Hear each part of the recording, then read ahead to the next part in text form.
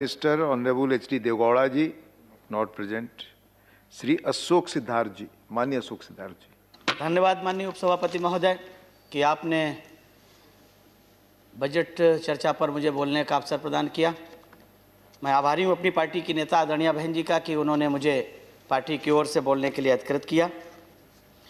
मानवर किसी भी सरकार के बजट की अच्छाइयाँ और कमियाँ उसमें किए गए प्रावधानों से उजागर होती हैं और जिस तरह के प्रावधान इस बजट में हैं, इस देश के किसानों, मजदूरों, बेरोजगारों, दलितों, आदिवासियों, नौकरी पेशा मध्यम वर्ग, रेवड़ी पटरी कारोबारी या सेना के जवानों तथा उनके परिवारों के बुझे चेहरे और नम आँखें इस बात को दर्शाती हैं कि देश की बहुसंख्यक आवाम के लिए इस आम बजट में कुछ खास नहीं है।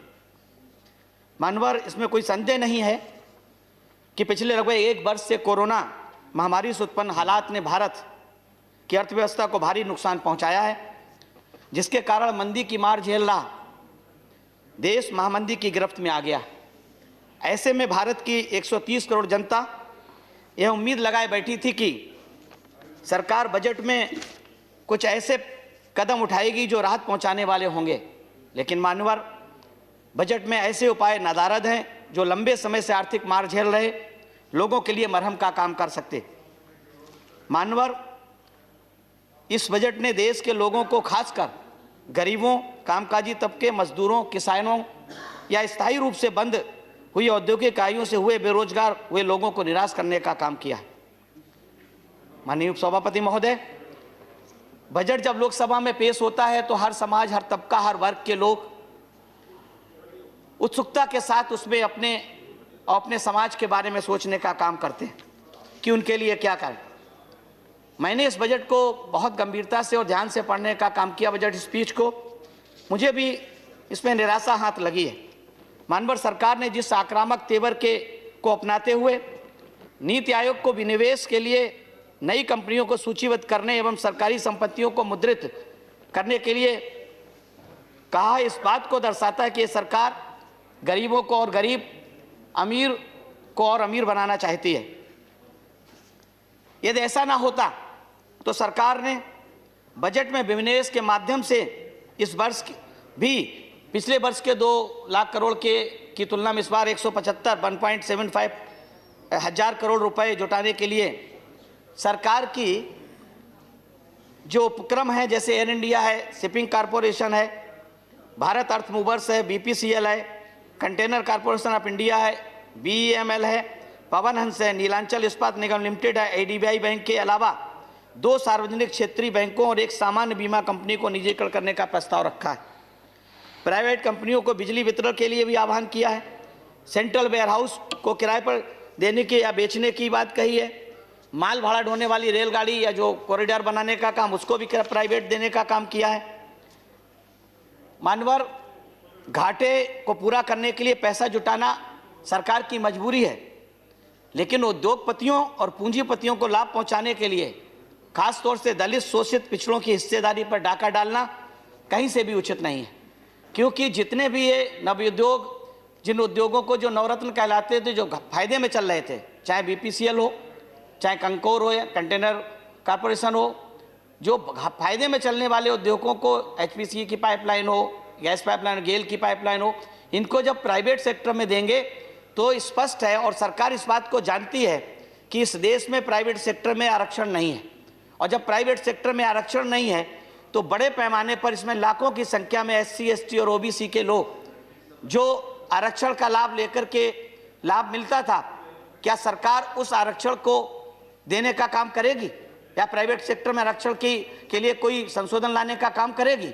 अगर सरकार की नीयत साफ हो तो उन्हें उदाहरण लेना चाहिए उत्तर प्रदेश की 7 से 12 की सरकार में हमारी पार्टी की मुख्यमंत्री रही परम आदरणीय बहन कुमारी मायावती जी से, जिन्होंने अपनी सरकार में प्राइवेट सेक्टर में रिजर्वेशन करने का काम किया, और न सिर्फ प्राइवेट सेक्टर में रिजर्वेशन करने का काम किया, बल्कि बहन जी ने अपनी सरकार में जो सरकारी कॉन्ट्रैक्ट थे उनमें भी रिजर्वेशन करने का काम किया।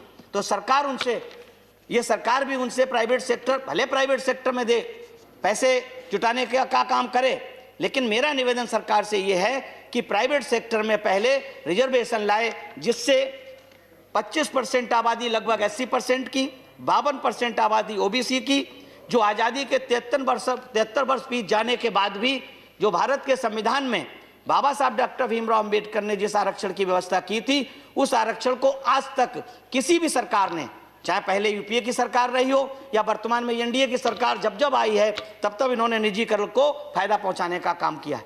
और निजीकरण से स्पष्ट रूप से नुकसान जो सबसे ज्यादा होता है वो एससी, एसटी और ओबीसी के उन लोगों का होता है जो सरकारी नौकरियों में आरक्षण जिनको मिलता है।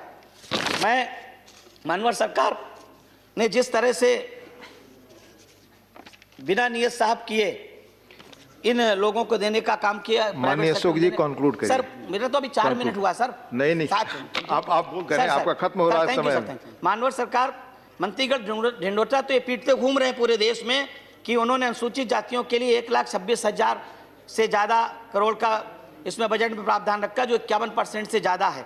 लेकिन मैं सरकार को बताना चाहता हूं कि नीति आयोग के अनुसार अनुसूचित जाति के उप सब प्लान में ये स्पष्ट कहा गया है कि इनके समग्र विकास के लिए इन समूहों की जनसंख्या के अनुपात में भारत सरकार को बजट का निर्धारण करना चाहिए। और 34.8 लाख करोड़ के बजट में अगर हम हिस्सेदारी देखें तो लगभग 6.5 लाख करोड़ की बनती है। सब मेरा सरकार से निवेदन है कि सरकार एससी, एसटी के लिए बजट में उनकी आबादी के हिसाब से हिस्सेदारी देने का काम करे। मानवर दलित छात्रों की शिक्षा हेतु भी सरकार ने पोस्ट मैट्रिक के लिए 3,416 करोड़ आवंटित किए हैं। मेरा सरकार से निवेदन है कि जो 6 साल में 35,200 करोड़ आवंटित करने का प्रावधान, सर एक मिनट बस, एक मिनट सर, प्रावधान किया गया है, उस प्रावधान में से अगर हम 6 वर्षों बराबर बांटे तो भी 5,000 करोड़ बनता है। मेरा सरकार से निवेदन है कि 5,000। धन्यवाद सर, अपनी 4 लाइनें खत्म करके सर बस। धन्यवाद सर, 1 सेकंड सर। धन्यवाद सर के अभी माननीय मंत्री जी ने कहा है, मैं ये कहना चाहता हूं कि इस तरह की तकरीरें हुई, चुनौतियां देने का काम भी किया गया, मंडियां खत्म करने की बात की नहीं हुई गई। मैं इन 4 लाइनों के साथ कि सदन में धन्यवाद। मैं आपका समय बहुत पहले पूरा हो चुका है। 10 सेकंड माननीय सदन में सर 10 सेकंड सर 10 सेकंड सदन में तकरीरें हुई हैं। मैं 4 लाइनों के साथ कि नीम के रस में मिला जहर तो मीठा हो गया, नीम के रस में मिला जहर तो मीठा हो गया, झूठ उसने इस कदर बोला कि सच्चा हो गया। धन्यवाद। झूठ उसने इस कदर बोला कि सच्चा हो गया। धन्यवाद। उजला था माननीय विनय विश्वम जी, लोग थोड़ी देर को समझे, माननीय विनय विश्वम जी, थैंक यू। थोड़ी देर